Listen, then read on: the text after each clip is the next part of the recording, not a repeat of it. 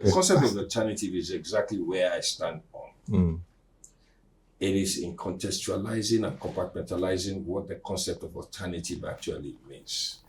An alternative does not mean disembowelment. No. Is that how do we therefore, to piggyback on two statements you made here, I'm not taking on anything you've said elsewhere. Here, you spoke about the system of governance, which means that for you to have a government, there is an inherent principle that there is also an opposition that puts that government or makes that government accountable. Exactly. The form of government that makes it very accountable that we have seen examples both in the parliamentary and the presidential system, but we don't have it in Nigeria. Why? Because you then see a situation where you have cross-carpeting.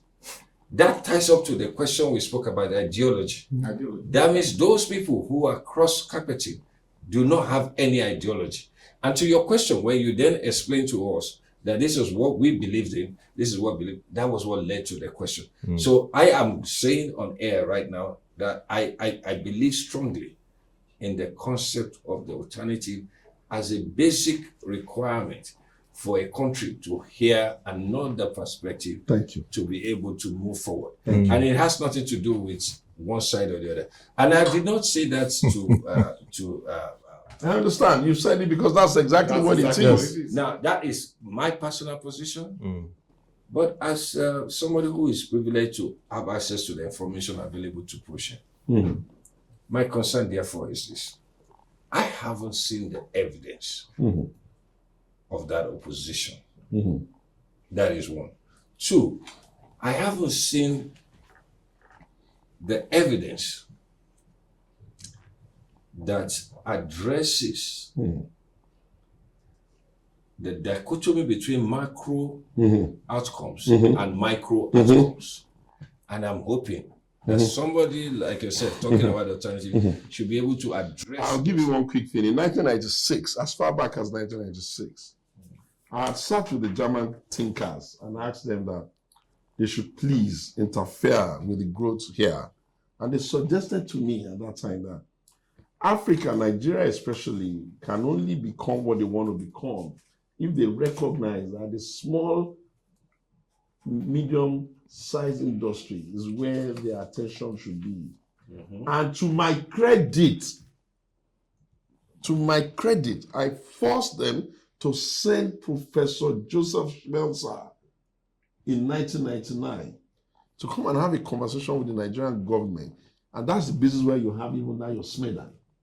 And at that time, when they came back after the conversation, Obasanjo was the president.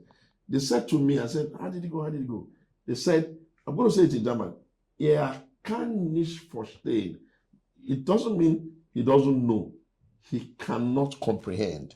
So make it for them to comprehend, that's why you have your Lagos Business School, which was supposed to be the place where they grow the human capital. The oasis. Yes. So when I talk about the alternative, at another show, I can be telling you date, time, the kinds of things that I've done as an individual, because I just believe that Africa. I saw what you did in Brazil. I just believe that the Africans, the Nigerians, we have not been put under the canopy of heaven, so we can just be clapping for other nations. And that everything must be done by us to give ourselves a bit of a fighting chance. So we can also say, we are Nigeria.